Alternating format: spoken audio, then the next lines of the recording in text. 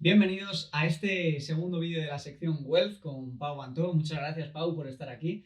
Pau es un inversor multidisciplinar. La última cena en la que estuvimos juntos me contó que había comprado varios relojes en una subasta de embargos para después revenderlos porque eran relojes exclusivos de lujo. Aparte de esto, Pau se dedica a los negocios digitales, a la inversión en bolsa, pero sobre todo es conocido por sus inicios en la inversión inmobiliaria. Así que nada, Pau, vamos a explicarles a la gente cómo te iniciaste en el negocio del sector inmobiliario y cómo conseguiste empezar desde la nada y acabar moviendo pues varios millones de euros en transacciones de compras y ventas de pisos, edificios, etcétera. Bien, pues al final, para invertir en inmuebles, todo el mundo piensa que se necesita mucho dinero, y es cierto, pero no necesariamente tu dinero, porque puedes siempre optar por financiación o, como yo hice, por tener inversores que me acompañaban, inversores que me apoyaban, y eso marcó la diferencia, ¿no? Si yo cuando empecé a invertir, que te debería tener en torno a 20.000 euros, hubiese dicho, ¿qué puedo hacer con 20.000 euros? Pues las opciones eran muy poquitas. Sin embargo, pues tuve la visión, habilidad y también una buena dosis de suerte para encontrar un inversor, en este caso un judío, con el que financiaba edificios, es decir, él compraba edificios y eso lo gestionaba todo, y de lo que se ganaba me repartía un beneficio, ¿no? Con lo cual, al final, pues esto me dio un impulso, me dio unas, digamos, comisiones, unos ingresos importantes que luego pues me permitió tener ese patrimonio para invertir también por mi cuenta. Ten en cuenta que en los últimos 10 años hemos comprado ya casi, todavía no, 700 pisos, casi, que son muchos pisos y al final suman muchos millones en compras, también un montón de errores y un montón de aprendizajes y problemas de todos tipos, con inquilinos, con ocupas, con impacto, bueno, todo lo que te puedas imaginar. Y bueno, ha sido un camino, no ha sido un camino facilito, sino que al final ha habido muchos quebraderos de cabeza, pero creo que ha merecido la pena. Qué bueno, me encanta porque la verdad es que hay poca gente en España que tenga la experiencia que tú tienes, que haya vivido pues todo lo que tú has vivido y sobre todo a mí me gusta mucho tu historia porque es el claro ejemplo de que cómo empezando incluso con poco, lo bueno que tiene el sector inmobiliario es que te puedes apalancar en el dinero de otros y no solo en el de los bancos, porque la mayoría de gente lo que piensa, ¿no? Pues es en lo típico de hipoteca al 90-80%, pero claro, tú conseguiste un primer inversor que lo que te permitió era, pues, digamos, trabajando con él, poder llegar a unos volúmenes de negocio que no eran accesibles si no hubieras tenido su dinero, y esto te permitió pues aprender con el dinero de los demás, hacerte un nombre, y luego ya el día de mañana, supongo, ¿no? A medida que fuiste tú acumulando capital, pues igual ya no necesitabas tanto su dinero, o incluso sí, porque siempre también viene bien. También te digo que cuando algo funciona, soy esas personas que me gusta mantener lo que funciona, ¿no? Y si Guy, que es como se llama este inversor, siguiese invirtiendo, yo seguiría cogiendo su dinero. ¿Qué pasó? Que estas personas son muy hábiles, son muy buenas negociando y van donde está la oportunidad. Entonces, en 2012, que fue cuando empezamos, era una gran oportunidad de invertir en España, en concreto en la zona de Barcelona. 2013, muy bueno, 14, 15, 16, y a partir de ahí ya se fueron encareciendo los precios y esa persona, como buen inversor, se fue más a otros sitios. Ahí en el 18 ya no compró nada, por ejemplo, ¿no? Con lo cual, también eso a veces pensamos, no, ya lo tengo hecho, ¿no? Y cuando tienes algo, pues luego ves que las cosas hay que pivotarlas. Por suerte, cuando digamos que Guy se fue, todavía tiene un edificio, lo alquila turísticamente, pero cuando Guy se fue de Barcelona, y yo ya tenía algún inversor más, pero además tenía mi propio patrimonio con el que poder hacer esas mismas operaciones. Y es eso también lo que da mucha tranquilidad, que primero es un negocio inmobiliario que gestionas dinero de otros, pero después te puedes generar tu patrimonio. Y no solo yo, sino que hay muchas inmobiliarias que han empezado intermediando, moviendo de un sitio a otro, etcétera, y luego han creado un patrimonio. Oye, hay una cosa buena, venga, ya tengo el colchón, venga, ese lo compro yo, ese da. Claro, ese volumen tan grande te permitió hacer un montón de contactos en el sector inmobiliario que luego evidentemente te llamaban para aprovechar estas oportunidades, ¿no? Dos preguntas, Pau, que supongo que se está haciendo ahora a todo el mundo. ¿Dónde se fue Guy? ¿Dónde movió él sus inversiones? ¿Dónde está comprando ahora? Porque parece un tío muy listo y todos nos preguntamos, ¿no? ¿Dónde va el dinero inteligente? Y dos, ¿cómo fue esto de comprar más de 700 viviendas? ¿Eran en bloques, en edificios? Bueno, Guy vive en Israel, sigue en Israel, lo que pasa es que tiene inversiones. En ese momento ya tenía muchas inversiones en Berlín, sigue ahí invirtiendo en Berlín. Lo que allí tiene una pata muy patrimonialista, tiene varios edificios y los alquila. Y luego se mueve en algunos sitios donde hay oportunidades. Pero ahora está en ese sentido más quieto porque es cierto que ha subido mucho los inmuebles y todos estamos esperando, que no creo que llegue pronto, pero todos estamos esperando como esa bajada de precios, ¿no? Al final también hay que tener en cuenta que la bolsa, por ejemplo, cuando baja de precio, baja de manera drástica y hay días que baja un 7, un 8 y las criptos pues todavía más, ¿no? Entonces, eso es muy habitual, pero en el mundo inmobiliario las bajadas son muy lentas y las subidas también son muy lentas.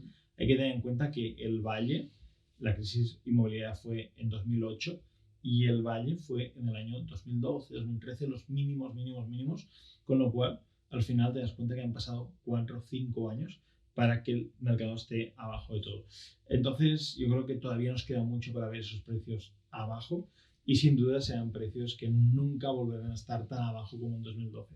Así que, bueno, como inversor él se mueve, también invierte en empresa, invierte en muchas otras cosas y se está moviendo buscando oportunidades. Luego si quieres hablamos un poco de oportunidades que estoy aprovechando, pero él también está en algunos negocios y empresas.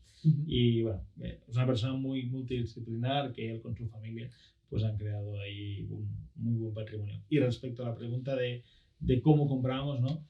Con él siempre compramos edificios y algunas veces lotes de pisos.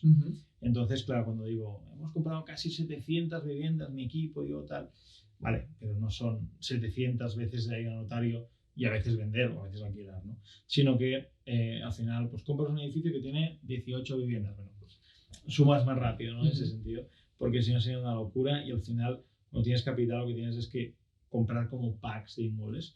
Y esto, con los bancos tuvimos muchas oportunidades y con ciertas familias, herederos y demás también que querían patrimonio que tenemos ahí, que no sacamos rendimiento, que lo tenemos ocupado, que tenemos renta antigua, que es un concepto que hay gente que pagaba muy poquito hace años y tiene un contrato vitalicio, digamos. Necesitaba, ¿no? Coger liquidez y deshacerse. Necesitaban vender eso a un precio más justo y tal. Y ahí, bueno, hemos tenido también negociaciones infinitas de en cuanto a la duración de cada reunión, infinitas. Hemos comprado, recuerdo que uno de los primeros que compramos con ellos fue en Barcelona, en la calle 9 de la Rambla, y estuvimos como 14 meses negociando. Y tuvimos la suerte, por llamarlo de alguna manera, que en uno de los pisos le ocuparon el piso, se asustaron un poco más y al final accedieron a que les compráramos al precio que más o menos llevamos tiempo insistiendo y demás, ¿no? O sea que no es tampoco un tema de compro ahora y tengo dinero y lo compro todo, sino hay que comprar con cabeza, ¿no? Claro. Y en ese momento eran momentos muy duros. Ahora, todo lo pasado, todo el mundo dice, bueno, es que claro, en ese momento se claro, ¿no? Ahora todo. Sí, pero en ese momento había poca gente que se ponía a comprar. Sí, totalmente. Respecto a eso, una pregunta que se hace todo el mundo.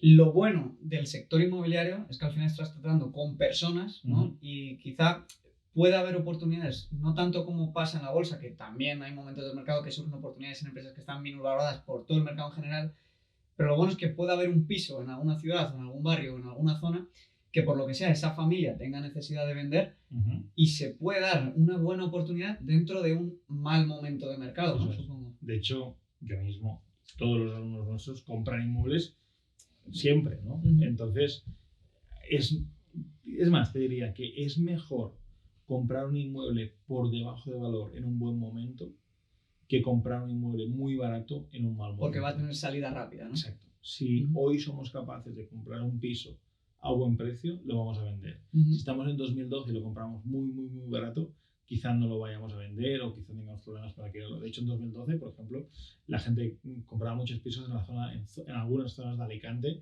de promotoras quebradas y demás, y lo compraban quizá por 20, 25, 30.000 euros, precios hoy insólitos, pero estaban unos años de que nadie les quería comprar esto porque habían 200 más en esa promoción para vender. Y al final también en las inversiones no solo es la rentabilidad futura, sino el coste de oportunidad. Es decir, si compras algo que está muy infravalorado, pero no te lo compra nadie en 3 o 4 años, igual podrías haber metido más velocidad a ese dinero y con un pelín menos de rentabilidad haber ganado más. Exacto. En ese momento lo bueno que teníamos era que había pisos muy baratos.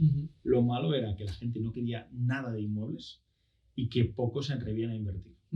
Ahora mismo, si eres capaz y hay oportunidades, no tantas como en ese momento, pero hay oportunidades por debajo del valor, si eres capaz de comprar con la facilidad que hay de financiación en un momento como el actual de inflación ya altita, que la gente ya se está empezando a preguntar, oye, el dinero parado me está costando dinero. Si tú tienes 200.000 euros parado, a un 5% de inflación pierdes un valor adquisitivo de 10.000 al año o es un poquito menos de 1.000 euros al mes, que se dice pronto. Entonces, como que hay más ganas de invertir y eso también creo que es una ventaja que hoy por hoy existe en el mercado.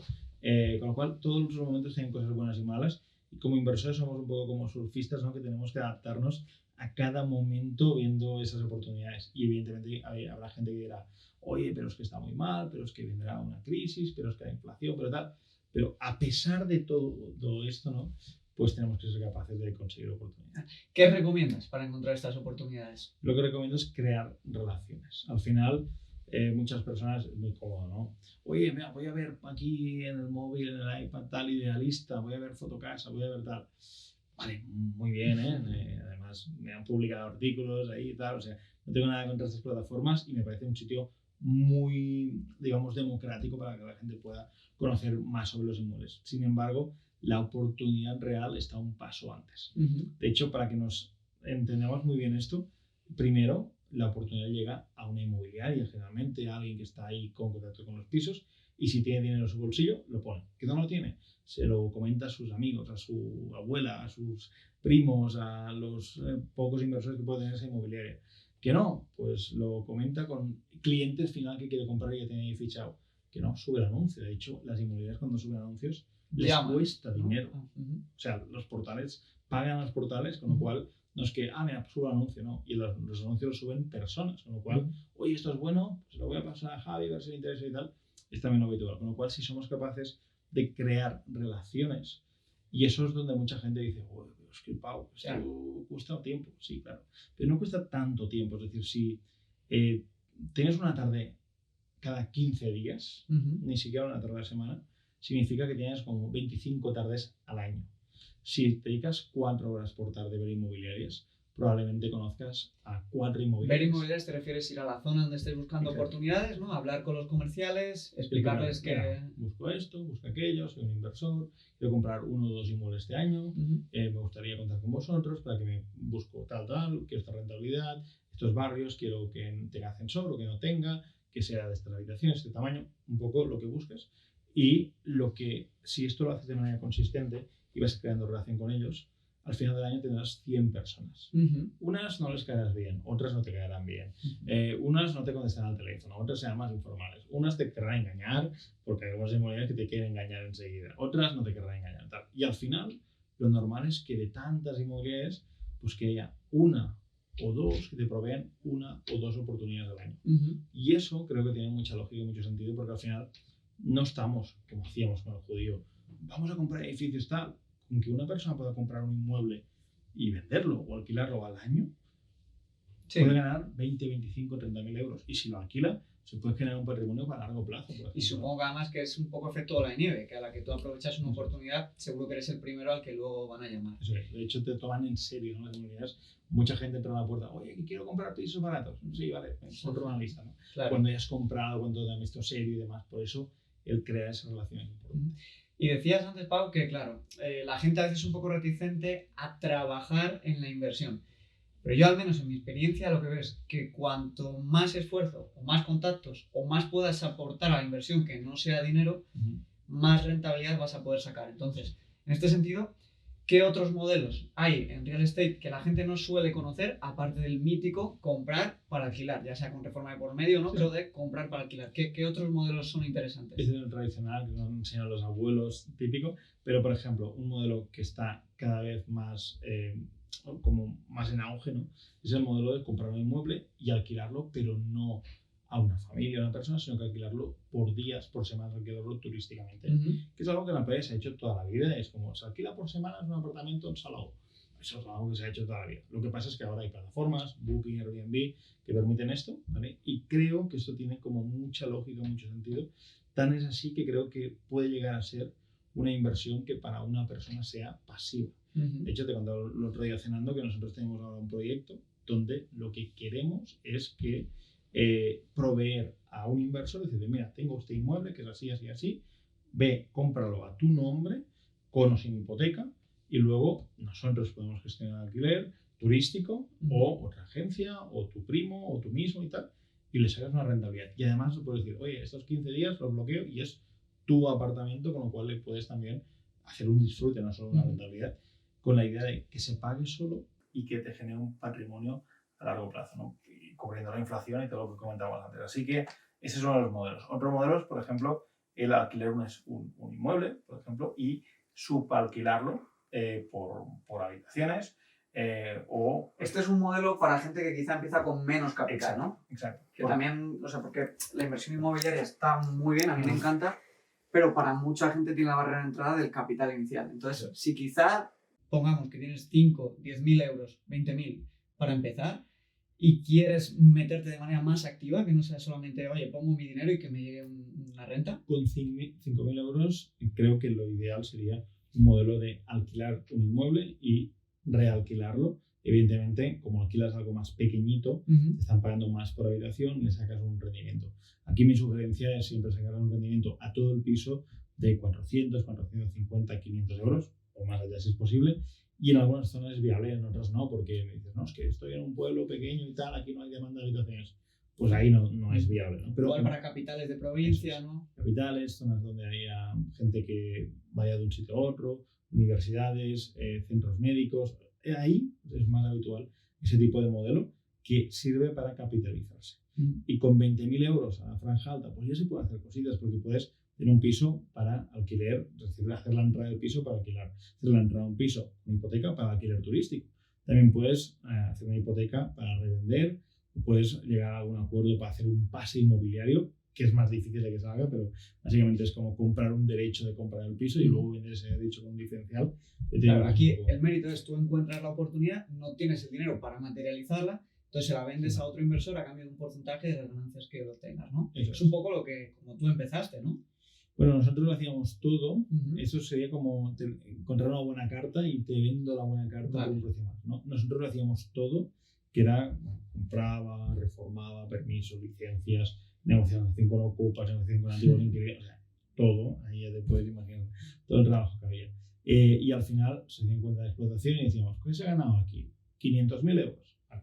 Pues mi comisión, que era un 20%, pues era para mí, ¿no? Entonces, de cada edificio, yo era como la persona, o una de las personas, en reformas lo llevaba otra persona, pero una de las personas así responsables de que la orquesta funcionara. Y si hoy, en 2022, tuvieses que empezar de cero, eres una persona, digamos, de 20, 30, 40 años, pero que no tienes un gran capital, ¿cómo empezarías? Si te gustan los inmuebles, yo creo que consiguiendo inversores para hacer esto del comprar, reformar y vender, y del diferencial, sacar ahí una comisión. Un margen. Si no te gustan los inmuebles, creo que la parte de negocios online, como tenemos aquí muchos amigos que se dedican a ello, creo que es algo que también la gente joven está apostando mucho por esto. Y luego también vemos aquí en Andorra gente que está muy, yo no domino mucho de esto, pero está muy en el mundo criptos, ¿no? Que creo, bueno, que son personas que conocen, que se meten en ICOs, en nuevos gemas, en tal, y yo me pierdo bastante, pero creo que ahí también hay un campo de oportunidad, siempre y cuando se acompañe pues, de conocimientos. Claro, porque al final, bueno, la mayoría de la gente te conoce por el sector inmobiliario, pero tú tienes muchas otras facetas como inversor, como empezábamos comentando. Entonces, Pau, ¿cómo es tu cartera de inversión a día de hoy? Bueno, yo me capitalicé con los inmuebles y esto como que me ha dado esa solvencia económica, esa libertad financiera de, oye, puedo vivir con ese capital. Pero luego, como soy una persona bastante inquieta, pues me gusta, vamos a invertir en esto, vamos a invertir en aquello. Entonces ahora mismo estamos invirtiendo una parte en inmuebles, eso será toda la vida, otra parte en la parte, digamos, más financiera, ¿no? Fondos de inversión, bolsa, acciones. Otra parte, muy pequeñita en mi caso, en mercado financiero, pero más en criptos, ¿no? De hecho, solo tengo 4 criptomonedas de las más conocidas, ¿no? Por este orden: Bitcoin, Ethereum, Polkadot y Solana, o sea, sin complicarme demasiado la vida. Y luego lo cierto es que mi hermano tiene ahí una cuenta compartida estas en KuCoin que compra cosas, yo no sé ni lo que compra, y a veces sube mucho y a veces esas moneditas o criptoactivos así pequeños y tal, y algunas van bien, otras no van bien. Y luego la parte de los negocios, ¿no? La parte de negocios, y que ahí se pueden abarcar muchas cosas, ¿no? Tú comentabas antes lo del Rolex que te explicaba el otro día, que me habían adjudicado una subasta. Por ejemplo, negocios online tenemos e-commerce, tenemos también tiendas de Amazon, ¿no? Pues diferentes tipos de negocios. Y aquí lo que buscamos es más como crear una estructura holding en la que tengamos diferentes negocios que nos vayan aportando y en donde yo no sea únicamente como...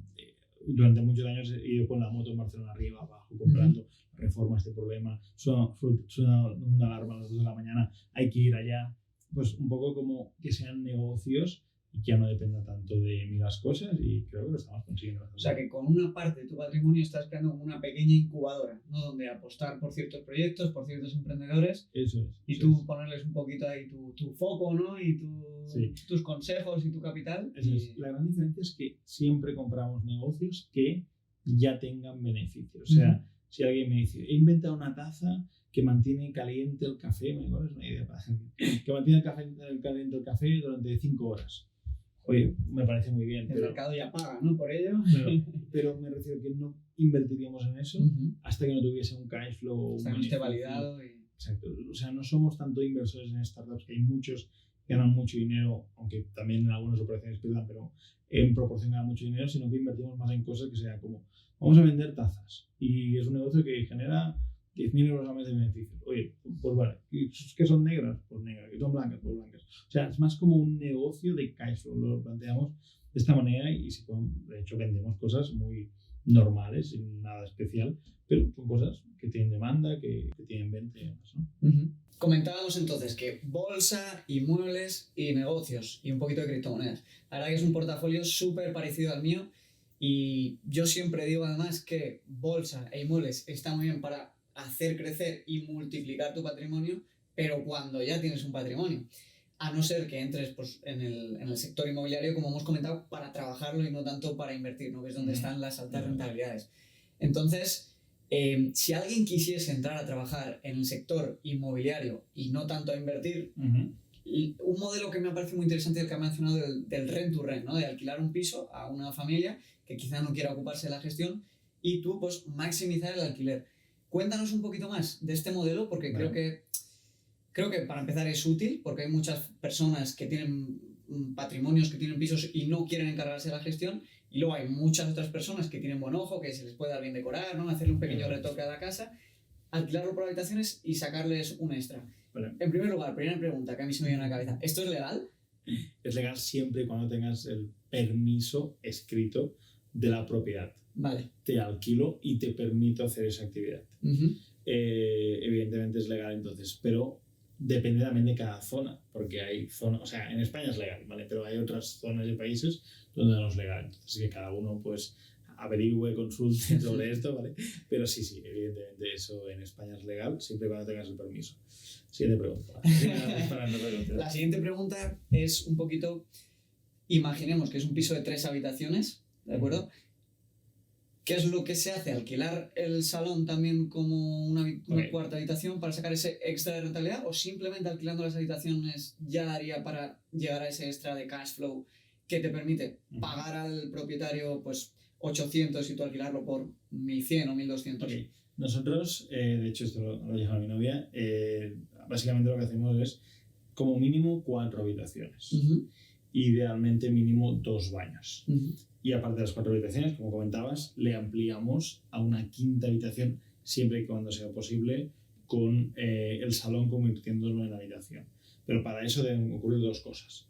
La primera es que el salón no sea un salón de paso, porque entonces no se puede quedar ahí una habitación que la gente tenga que pasar por una habitación, ¿vale?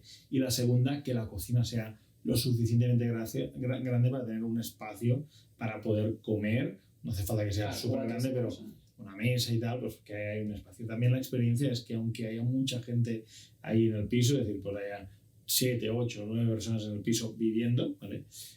No todos estarán comiendo a la misma hora, al mismo momento y tal, con lo cual digamos que es un poco ágil. Además, muchas de las habitaciones están dotadas, depende del tamaño, pero están dotadas de su mesa, de su escritorio, y hay gente que coge la comida, se la prepara y tal, y luego come tranquilamente en su habitación, con su ordenador, poniéndose ahí una serie en Netflix o lo que sea, ¿no? Con lo cual es bastante ágil realmente, y es como tener una pequeña habitación de hotel dentro de un piso que tiene servicios de baño y servicios de cocina, lavadora, limpieza y demás, ¿no? Entonces es un modelo que, sobre todo en gente joven, gente con menos recursos, es un modelo que gusta, y es un modelo que en las grandes ciudades se puede aplicar. Mínimo 4 habitaciones sería mi sugerencia. Para poder empezar a sacar ya ese extra de rentabilidad, ¿no? 400, 500, 600 euros. Y con el propietario, ¿cómo estructuras esto a nivel para cubrirte tú en el caso de que, por ejemplo, no funcione también el alquiler? Es decir, tú, claro, imagino yo que para que él te alquile esto, igual me estoy equivocando, pero te interesaría como un contrato a largo plazo y un poquito por debajo del precio de mercado ya de por sí del alquiler normal, ¿no? Para poder llegar más fácil a este cash flow. ¿Cómo sería la negociación con el propietario? Eso sería ideal. La realidad es que es difícil que cuando le explicas a un propietario esto, te diga, pues perfecto, te lo alquilo por menos, tal. Sí que tú le venderás la historia, siempre lo hacemos todos, de no, porque aquí tenemos diferentes inquilinos, porque esto siempre estará ocupado, con lo cual siempre cobras a tiempo, somos una empresa seria. Sí, vale, te lo dicen. Oye, ¿quieres hacer negocio con mi piso? ¿Te quieres ganar más? Y la gente, por lo general, no es tan abierta de mente como para dejar de hacer este negocio. Incluso hay veces que estás pagando una prima, no mucho más, pero un poquito más, si los números lo permiten, y si sabes que eso pues puedes sacarle un extra. Hay que tener en cuenta varias cosas. La primera de ellas es que no tendrás una ocupación 100%, con lo cual eso hay que meterlo en el Excel y en los números. A ti y a mí que nos gustan los números, hay que meterlo ahí, porque hay gente que dice, a ver, se puede alquilar una habitación a 400, son 5 habitaciones con el salón, son 2.000 euros, si le pago al propietario 1.500 me gano 500. No. Claro. Primera cosa, ¿por qué? Número 1, porque no hay una ocupación plena. Número 2, porque se rompen cosas y las tendrás que, según el contrato, pero habitualmente asumir tú porque estás haciendo un negocio. Y se rompe la lavadora y el propietario dirá, oye, sí, pero es que una lavadora se rompería cada 3 años. Pero es que claro, es que meten ahí lavadoras que se utiliza 5 veces más de la norma. Entonces te estás cargando un poco ahí gastos. Y número 3 también muy importante, porque como estás alquilando espacios como un hotel, no tienes un contador por cada habitación de la luz, del agua, la gente no va con una tarjeta a ducharse de esta agua es mía, con lo cual estás subiendo una serie de gastos fijos que nosotros por contrato los bloqueamos, luz hasta 200 euros al mes, tal, pero asumes unos gastos fijos que tiene ese inmueble. Y eso al final quiere decir que también tienes como ciertos riesgos. Riesgo principalmente es, 1, la falta de ocupación, y 2 también que me preguntabas por el tiempo. Los contratos será 5 años, ¿vale? Pero durante este tiempo pueden haber cambios en los precios. Puede que, por ejemplo, el año pasado nos vimos todos los que nos dedicamos a esto afectados por la pandemia, porque habían estudiantes que decían, oye, pues, para clases online tal, pues dejo el piso, dejo la habitación en el piso y me voy ahí. Y tuvimos durante unos meses ahí ciertos problemas que básicamente era tener que poner dinero en el bolsillo, ¿no? Entonces ahí siempre mi sugerencia es, dando un poquito de números también, que tengas una habitación y media, o si puede ser 2 habitaciones, como hasta el punto muerto, ¿no? Es decir, que si alquilas 3 no pierdas dinero, y si alquilas 4 ya ganes algo, y si alquilas las 5 ya hagas el beneficio entero. Porque supongo que tú tendrás muchos datos de cuál es la permanencia media en una vivienda normal que sea alquilada pues para una familia o para una pareja, y también los datos de permanencia de individuos por habitaciones. ¿Hay mucha diferencia? Supongo que sí, ¿no? Hay mucho más rotación. De hecho, nosotros obligamos a estar 6 meses en habitaciones, y hay personas, si no pierden la reserva, o sea, como la fianza inicial, ¿vale? Y hay personas que la pierden. Les da igual, ¿no? Ya asumen porque han cambiado de trabajo, porque no sé qué y tal. Y son solo 6 meses. Cuando una vivienda normalmente estás varios años, depende también del tipo de inquilino, depende del tipo de inmueble y demás, ¿no? Pero de media podría estar en 2-3 años de permanencia normal de una persona cuando está alquilando. ¿Os han llamado alguna vez en una pelea ahí de inquilinos? Hemos tenido cosas desagradables. Realmente sí, hemos tenido alguna fiesta de noche en una habitación, los demás quejándose y tal. Además, fíjate que ocurre un poco, diferente pero un poco, cuando tú tienes todo un edificio. Hay gente que dice, no, lo mejor es tener todo un edificio porque es más fácil gestionarlo. Pero si hay un problema del segundo o del tercero, te llaman a ti como propietario de todo el edificio. Es como, chavales, que yo tengo que ir a un espacio, aclaraos, ¿no? Y es un poco lo mismo, ¿no? Parece que eres como el padre o quien está. No, es que el piso es tuyo ya, pero a ver, quien convivís sois vosotros, ¿no? Entonces, hay inversores que dicen, oye, tener un edificio es un rollo porque que si este no ha pagado, que si este deja la basura en la puerta, que si este no sé qué. O sea, hay ahí ciertas casuísticas que es parte del día a día y hay gente que se lo toma mal y es como, mira, pues quizá no puede ser un buen inversor. Hay la gente como muy cuadriculada a veces como, mira, pues son cosas que pasan, la gente así, hay que empatizar y listo. Bueno, Pau, ¿cuánto dinero has movido en el sector inmobiliario? Es decir, ¿cuál ha sido si fuese un negocio, sería tu facturación? Ya sabemos que esto no es beneficio, pero ¿cuál ha sido más o menos estimada tu facturación total comprando, vendiendo, alquilando? Pues fíjate, diríamos que a nivel de compras, que es un poco más sencillo calcularlo, de normal compramos, hace años compramos más barato porque las cosas estaban peores y por lo tanto podíamos comprar mejor, ¿no? Pero de normal, de media, hemos podido comprar en torno a 100.000 euros, para hacerlo más redondos. Estamos ya casi en las 700 viviendas. Obviamente no han sido todas a mi nombre, muchísimas han sido con inversores, con sociedades y demás, ¿no? Pero claro, esto ya 100.000 por 700 no llega todavía, ¿no? Pero ya nos pone casi en 70 millones de euros. O sea, cantidades muy grandes que lo ves ahora y dices, ostras. Pero realmente hay que tener en cuenta que es un trabajo de día a día, de años, y tampoco ha sido comprar piso a piso, sino que se han comprado lotes. Y hemos tenido la suerte, la oportunidad de tener gente con la que ha confiado con nosotros. Al principio por ganas, no por experiencia.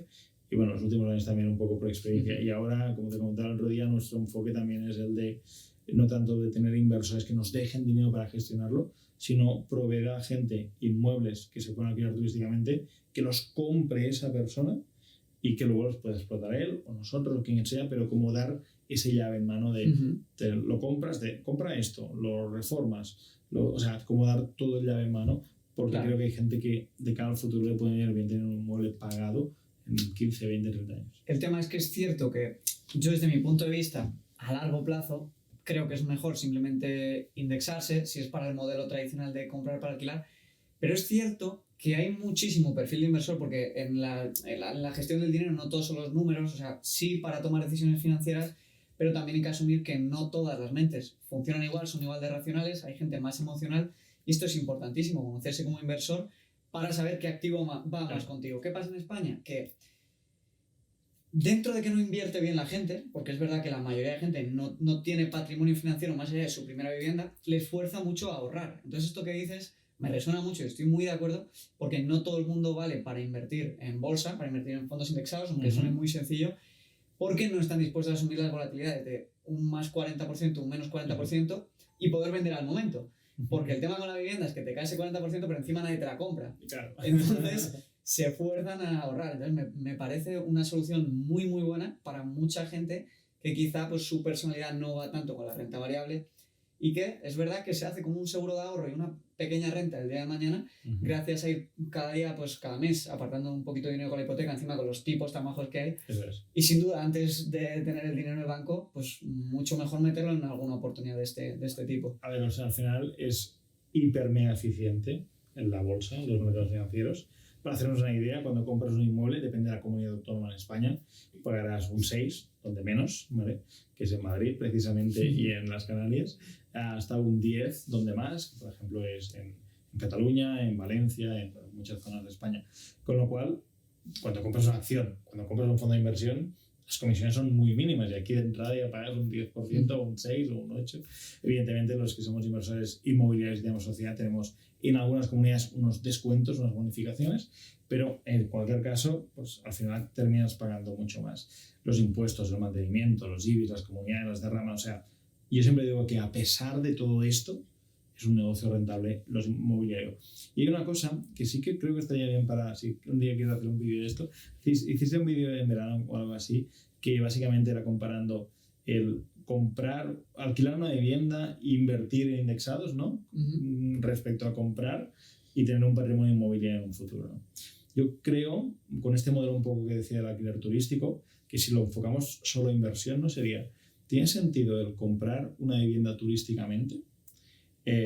Poniendo un capital, digamos, 50.000 euros de entrada y el resto financiado versus a invertir 50.000 euros sin financiar nada, ¿qué corre más a 15, 20 años? ¿No? Porque lo más sorprendente es que a mí como que siempre me explota la cabeza cuando pienso en esto es, a ver, hace 20 años un inmueble en la playa costaba 5, 6, 7, 8 millones de pesetas, 30, 40, 50.000 euros.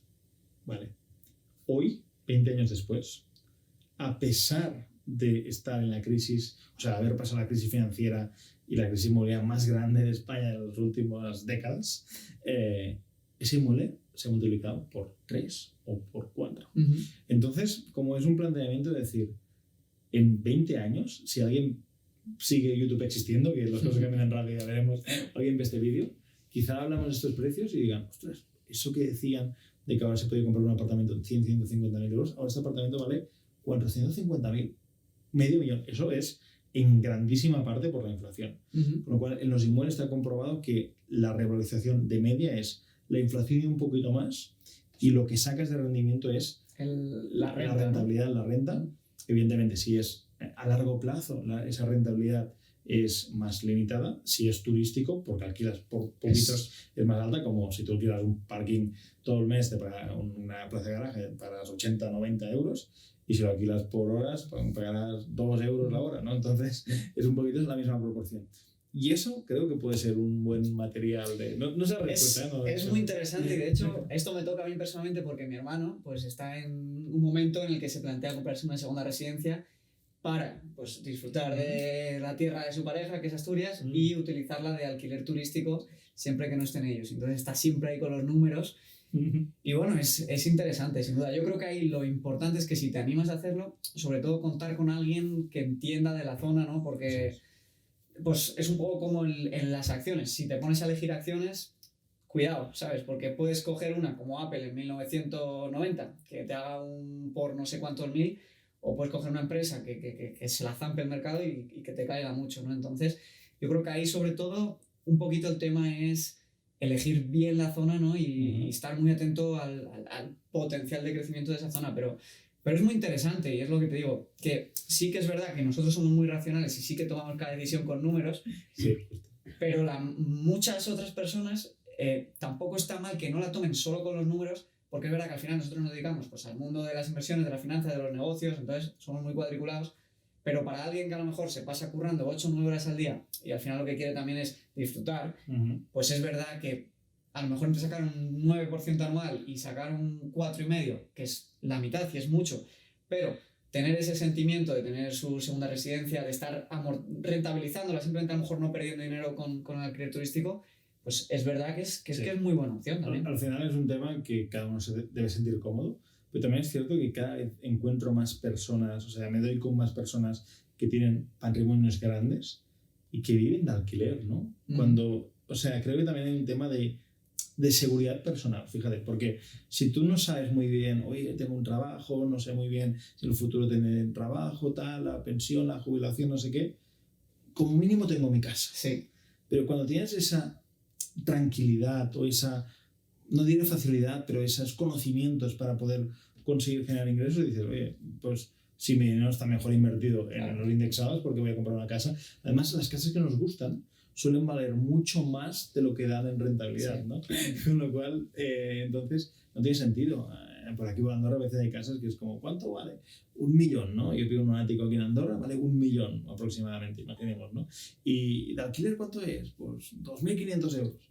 Pues esto es un 3%, pues, claro. ¿no? Por hacer números rápidos, no exactamente estos números, ¿no? Pero por hacer un poco números rápidos, ¿no? Entonces, como el planteamiento es, ostras, no tiene sentido. Ese millón, en caso de que lo tengas disponible, se puede invertir mucho mejor en negocios, en empresas, en indexados, en muchísimas cosas. Sí, luego al final un poco volviendo también al tema de los negocios, que casi todo se vuelve digital. Entonces, no es como antes, que antes pues es que incluso se construía cerca de las oficinas, de las fábricas, para que el trabajador, porque iba a estar 40 años en la empresa, pues tardase poco a trabajar, pero hoy en día pues al final nosotros estamos hoy aquí, pero el día de mañana tampoco sabremos dónde estaremos. Entonces, al final tener ese dinero en inversiones líquidas también mentalmente es verdad que es muy cómodo y que incluso, que no pasa, pero que estarías dispuesto a perder unas décimas de rentabilidad por tener esa paz mental de saber que si decides cambiar de aires de ciudad o porque te surge una oportunidad, porque se te antoja irte con tu pareja a un clima templado, al Caribe o a donde te dé la gana, pues de un día para otro te puedes ir sin tanto problema. Y de hecho, cambiando un poquito de tema, pero creo que es muy interesante, hace 20 años el real estate, el inmobiliario, era como un pilar muy fundamental, y aquí no voy a tirar piedras encima, ¿no? Pero siempre les digo a mis alumnos, ¿no? También para que tengan esa visión amplia, decir, a ver, los inmuebles están muy bien, dan una rentabilidad, todo el mundo los entiende, etcétera, pero si hace 20 años nos preguntan, ¿qué prefieres? ese local comercial en la calle Serrano, en Madrid, buenísimo y tal? ¿O prefieres el dominio zara.com? La respuesta era, hombre, el local comercial de Serrano, ¿no? Y ahora, esto hace poquito lo hablaba con los alumnos, para que vean un poco también como el real estate del siglo XXI. Es importantísimo. Probablemente diríamos zara.com.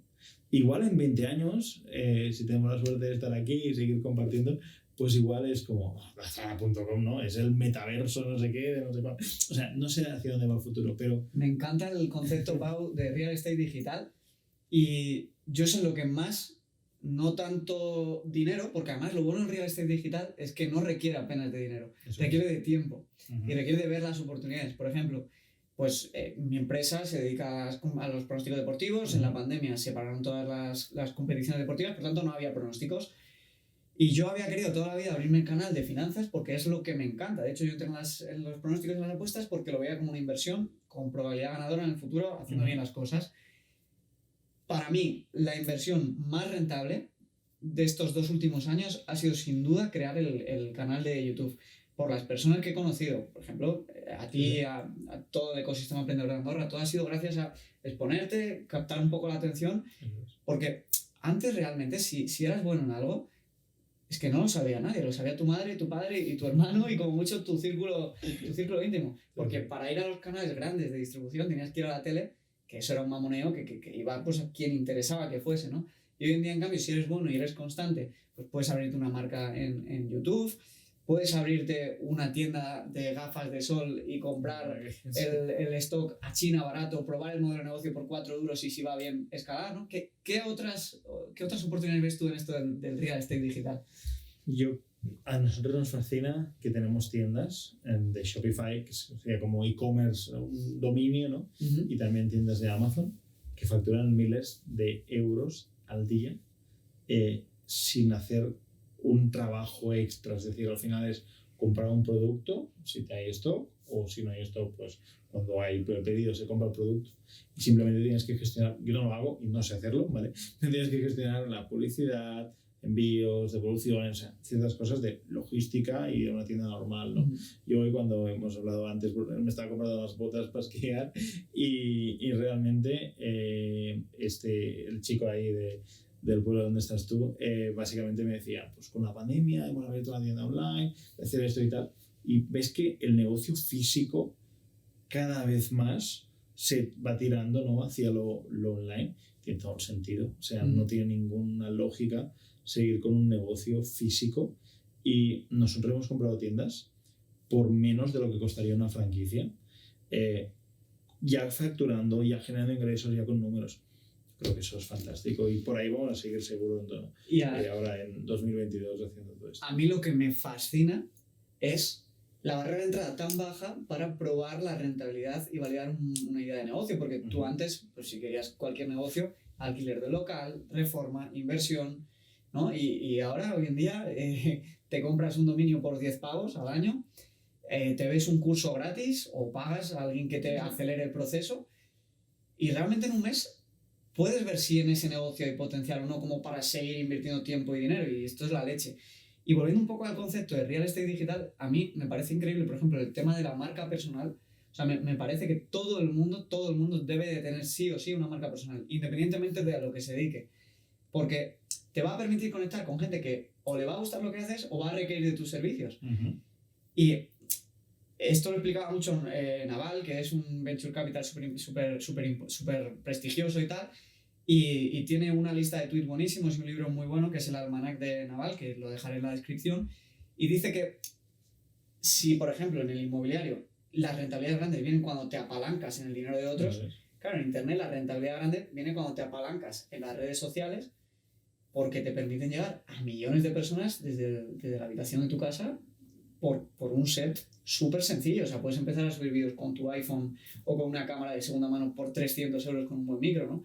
Entonces, el poder de tú hacer un vídeo como el que estamos haciendo ahora, subirlo y que de aquí a un año haya sido visto 7.000 días por la gente, es decir, que solo han pasado 365 días, pero ha sido visto 20 veces más de ese tiempo por gente en todo el mundo, Es que es increíble, si tú eso luego lo utilizas para vender o para monetizarlo como te dé la gana, pues es una auténtica pasada y para mí es que es la mejor inversión que hay. Entonces, en ese sentido, si tú tuvieses que dar un consejo a alguien que empieza, que es joven, que no esté bien y que quiere empezar a hacer patrimonio con sentido, ¿qué le recomendarías? Yo una de las cosas que me arrepiento, de hecho, es no haber documentado. O sea, tú imagínate, ahora como Gary Vee, ¿no? Como estos que documentan su vida emprendedora y tal. Imagínate que yo en 2012 hubiese cogido aquí un cámara, ¿no? Y hubiésemos podido grabar todo eso. O sea, eso, mira que tenemos una formación que está al paso a paso, hay el Inversor Pro, todo, tal, los 4 modelos de inversión inmobiliaria, todo. Pero nada que ver como si hubiésemos podido explicar, mira qué problema, estoy aquí, estamos negociando esto, salgo, explico. O sea, una película de mis 5 años ahí de muchísimas oportunidades inmobiliarias hubiese sido es una lástima, pero sí, la gente podría documentar más. Lo cierto es que también es lo que hemos comentado algunas veces, ¿no? Hoy también lo decíamos, es más cómodo, ¿no? Pues los 5 trucos para no sé qué, para no sé cuántos, pero ese documentar la historia es lo que yo al menos con los alumnos vemos cada día. Oye, tengo este problema, Pau, como, mira, haz esto, mira, gracias, tal, no sé qué, mira, esto, o sea, ese día a día. Eso es increíblemente valioso. Es muy valioso. Lo que pasa es que, claro, necesitas unos recursos, un tiempo, creo que una pérdida de libertad, ¿no? Porque al final es como, yo ayer me fui a esquiar, ¿no? Por ejemplo, es como, tengo cámara aquí, tenemos que ir aquí, tal. No sé si... A mí me gustaría decir algo. Lo que pasa que es complicado, muchas veces estar más tiempo haciendo las cosas que pensando en que otros las vean, ¿no? Y eso en YouTube pasa un poco que se ve mucho, pues quién habla de algo porque le gusta hablar de ese algo, o quién habla porque, pues como en tu caso, con el tema de los inmuebles, joder, que te has ganado la vida con ello, que has creado un patrimonio y has hecho cosas chulísimas, precisamente a lo mejor porque tu 100% del focus también estaba en hacerlo. Entonces, ese equilibrio ahí de dividir tus fuerzas en documentar todo y a la vez pues, es complicado. De hecho, a nivel de marca personal, en mi caso en particular, a mí me gusta compartir, me gusta divulgar, me gusta explicar, y mis vídeos, si alguien va a mi canal de YouTube, los nuevos pueden estar mejor o peor, porque los iPhones hacen maravillas, pero los antiguos eran como vídeos horribles, el micro sonaba mal, tal, o sea, eran material muy malo. Pero bueno, tenía esa vocación que sigo manteniendo de divulgar y enseñar. Y justo por esa razón creo que merece la pena y me han salido muchísimas oportunidades. Este fin de semana estuve en Barcelona en un evento de un alumno mío, de hecho, y mucha gente pues me conocía y tal. También era un evento del sector, no es que me conozca ahí todo el mundo.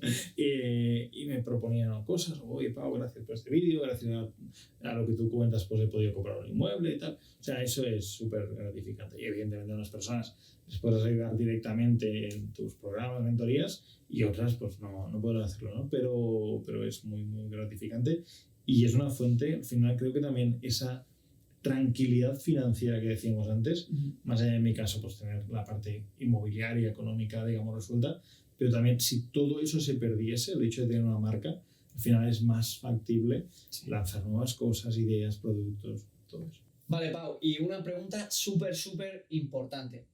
¿Qué le recomendarías a alguien que haga con sus ingresos en cuanto a qué porcentaje destinar para invertir de cara a crear patrimonio y pues el resto, pues evidentemente todos sabemos nuestras necesidades, nos tenemos que vivir, que disfrutar, etcétera, etcétera, pero ¿cuál sería el porcentaje mínimo que tú recomendarías a alguien que destine a invertir?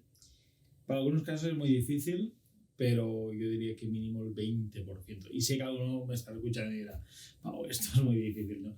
Es un proceso un poco gradual, ¿no? Es como todo en la vida, pues empieza con menos y ve incrementando esto. Y al final, el tema de ahorrar e invertir implica decir que no, implica hacer sacrificios. Por eso es tan difícil, ¿no? Muchas veces ahorrar, ¿no? Específicamente de decir, oye, que me gustaría ir a cenar, que me gustaría ir a ese viaje, que me gustaría dar. Pues a veces hay que decir que no. Y de hecho, a título personal, yo a veces he dicho no a cosas en mis inicios, ¿no? Porque no tocaba en ese momento. Recuerdo el típico viaje de fin de carrera, yo soy economista, estudié la licenciatura ahí en Barcelona y no fui a ese viaje porque estaba con otras cosas, estaba en ese momento presidiendo el club de bolsa y teníamos ahí jaleo con formaciones ya en 2008 y tal, pero precisamente porque si tienes un objetivo, a veces tienes que decir que no, igual que si quieres perder peso, pues igual debes decir, no, hoy no me tomo pizza, ¿no? Un poco lo mismo, ¿no? De algún modo. Entonces, de alguna manera, mínimo ese 20%, pero mucha gente que está en el camino de verdad, con constancia y con sacrificio, estás ahorrando 50, 60, 70%, y es un nivel ya, digamos, de matrícula de honor o un nivel muy avanzado. También dependerá mucho de los ingresos, porque al final los gastos los puedes reducir hasta un nivel, pero también tiene sentido. Muchas veces las finanzas personales se enfocan desde el gana menos, ¿no? Gasta menos, ¿no? Y creo que también el enfoque, digamos, más positivo de créate una marca personal, crea un negocio, incrementa tus ingresos, puede ser muy positivo. Lo que hay veces que las personas, cuando tienen un aumento de sueldo, incrementan sus ingresos, es como, mira, pues ya que gano más, voy a comprarme no sé qué, voy a tal. Bueno, puedes comprarte cosas, evidentemente, todos tenemos caprichos, tú hace poco publicabas, bueno, también en la cena me decías antes del vídeo, ¿no? que te comprabas un nuevo coche y tal para disfrutar.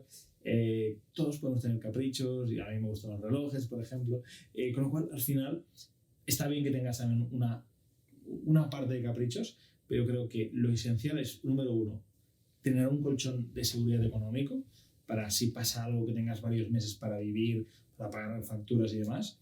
Y número dos, como de manera recurrente poder ahorrar. Y creo que uno, las hipotecas, si tienes deudas, como te obligan a ahorrar en un inmueble. Y dos, evidentemente, planificación con fondos de inversión, fondos indexados, carteras en las que invertir periódicamente, incluso de manera automatizada, también van súper bien.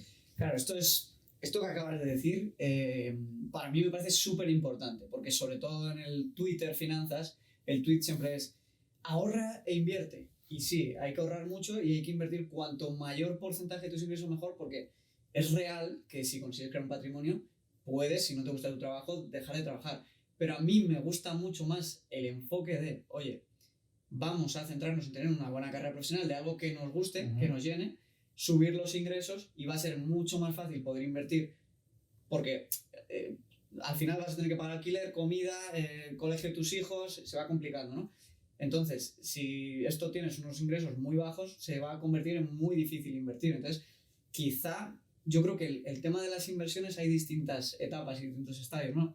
Yo pienso que cuando uno está empezando, la mejor inversión que puede hacer es en intentar lanzar su carrera profesional, ¿no? Crear esa marca.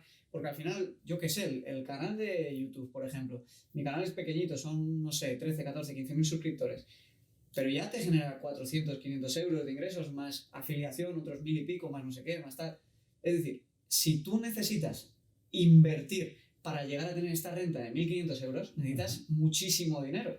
En cambio, esto se ha podido crear en 2 años. Es decir, a veces tiene sentido, sobre todo si no tienes ya muchos ingresos, poner el foco en nuevas vías de ingreso y sobre todo en tu trabajo principal, que no en ponerte a ahorrar más, ¿no? Porque al final estamos de paso, nos vamos a morir, y yo soy de tu opinión, considero que mínimo el 15 o el 20% hay que destinarlo a inversión, pero no solo vale con decir invierto en bolsa, invierto en inmuebles, también tienes que invertir en ti, que eres el que más rentabilidad vas a poder hacer de tu tiempo. Y volviendo al tema de los caprichos, en la última cena estuvimos hablando de relojes y yo te dije que yo tenía ahí uno en mente, que si tenía buen año y tal, pues me quería dar un caprichín. La verdad es que este reloj está agotado en todos lados, y aunque me quiera dar el capricho ahora me lo puedo comprar. Pero, ¿qué experiencia tienes tú con los relojes? Cuéntame. Bueno, yo no soy un súper coleccionista, vaya por delante, pero bueno, tengo algunas piezas bonitas, y al final de las marcas que tienen como más recorrido y las marcas que preservan más el valor. Aunque para mí son 3 ahora mismo, pero yo donde... ¿Cuáles son esas 3? Son Richard Mille, AP y Rolex. Son como las 3 marcas que más mantienen el valor. Por desgracia solo tengo una AP y un Richard Mille, pero Rolex tengo alguno más. Entonces, para mí Rolex, que un poco es el que tú me comentabas y tal, es una marca muy buena, y mi sugerencia siempre es que compres un Rolex muy sencillo, es decir, están más bien valorados si lo quieres revender en algún momento, aunque mi sugerencia también es que los disfrutes, ¿no? Pero si los quieres revender, los que sean como más sencillos, de acero. Yo, por ejemplo, en la subasta, quien me ha adjudicado es un Rolex Daytona de acero y oro, y bueno, pues ya no tiene tanta demanda. Aún así, al precio que se ha comprado, si lo revendiese, pues le ganaría unos 7.000 euros aproximadamente, y probablemente es lo que haga, porque con el oro a mí no me apasiona tanto llevar oro además amarillo y tal, o sea, oro normal, no oro blanco, y probablemente lo vaya a revender, ¿no? Pero las otras piezas que tengo de acero y demás se revalorizan, y probablemente en tienda un Rolex cueste 8, 9, 10.000, 11, 12.000 euros, muchos modelos para mi gusto muy bonitos, y luego nuevo sin estrenar en la tienda de delante, no digamos, la tienda no oficial, pues te lo encuentras nuevo por 18, 20, 22, 25.000 euros. Con lo cual, eso al final marca un poco esa diferencia, ¿no? Y dices, puede ser una inversión. Aunque mi sugerencia también es que sea algo también como de resguardo de valor, ¿no? Porque al final hay piezas que mantienen mucho el valor. Sobre todo las piezas como la que tú me enseñabas, que son de acero, que son sencillas, que son limpias. También los colores que hay muchas veces en la esfera, hay colores que los producen muy poquito, ¿no? Y por ejemplo, a mi novia le quiero regalar uno que tiene un azul, ¿no? El azul Tiffany que se llama, ¿no? Sí. Y es imposible. El problema es esto. Por eso también valen, porque producen tan poquitos que es oferta y demanda, y al final el afortunado que puede llevarse ese reloj, pues a la hora de la reventa pone el precio. Muchas tiendas tienen muchos de diamantes, no sé, pero eso no tiene tanto interés a nivel de inversión también, ¿no? Hace poco vi un artículo que hizo Patek Philippe una colaboración con Tiffany, el azul Tiffany, y sacaban el Nautilus, que bueno, es imposible comprarlo, creo que como 60 años de lista de espera, pero que realmente, o sea, que aunque pasen los 60 años no te va a llegar, que el valor de compra del reloj creo que son de 40 o 70.000 euros, dependiendo del modelo que es, pero por menos de 200.000 es imposible comprarlo. Y creo que solo salían como 300 unidades del Tiffany en azul en Patek, y decían que tenían un problema porque tenían que elegir muy bien a quién se lo vendían. Pues claro, ellos entienden que hacen negocio con sus relojes, pero tampoco quieren dar una edición tan limitada a gente que lo primero que va a hacer es ponerlo a la venta. Y es que el mundo de la inversión en relojes es increíble, pero yo, en mi opinión, creo que esto va a gasto por capricho, no a gasto por inversión. Bueno, mi novio opina lo mismo que tú, pero yo te diría que no todos los relojes que tengo, por ejemplo, tengo otros que no te he mencionado, como Panerai, por ejemplo, una marca italiana, y si lo vendiera valdría menos de lo que costó. O sea que no todos los relojes, eso es capricho, pero yo creo que todos los Rolex se ha revalorizado, el AP ha crecido mucho. De hecho, en AP nos pasa una cosa, que como lo compramos, no sé si lo has visto tú. Sí, en La Última Cena, el Audemars Piguet, para que nos entiendan. Sí. En azul, o sea, es un reloj muy bonito, y en ese color en especial vale más simplemente porque es en este color, ¿no? Con lo cual, al final, ya digo, no soy un súper entendido en relojes, pero nos dijeron a la tienda que también nos lo vendieron a nosotros, ¿no? Porque bueno, pues éramos de aquí, éramos gente de tal, que había muchos inversores de extranjeros y demás que iban allí, lo compraban, luego se lo llevaban a su país, lo revendían tal, y que intentaban esas marcas como evitar esto. Además, algunas marcas, pues lo que hacen también es que entran a formar parte de su club de clientes, y no digo que sea el caso, ¿no? Pero te puede servir también para generar ciertos contactos, ciertas relaciones, y también puede ser algo a nivel de networking, pues puede estar bien, sin duda. Una última pregunta, que para mí es importantísima. ¿Qué es para ti una vida rica? Una vida rica es una vida rica en tiempo, en disponibilidad para hacer lo que te apetece cuando te apetece. Y a veces creo yo que es más rica económicamente en mi caso que en tiempo, porque en mi caso pues hay esa dicotomía entre, oye, vamos a crear cosas y luego vas a disfrutar, ¿no? Con lo cual a veces es difícil balancear, pero para mí es tener como esa tranquilidad económica, ese estar bien, ¿no? Que parece fácil pero a veces no es tan fácil, y bueno, básicamente sería eso. Yo creo que cuando tienes cierta cantidad de dinero buscas esa tranquilidad económica, o sea, esa tranquilidad económica y también de tiempo, ¿no?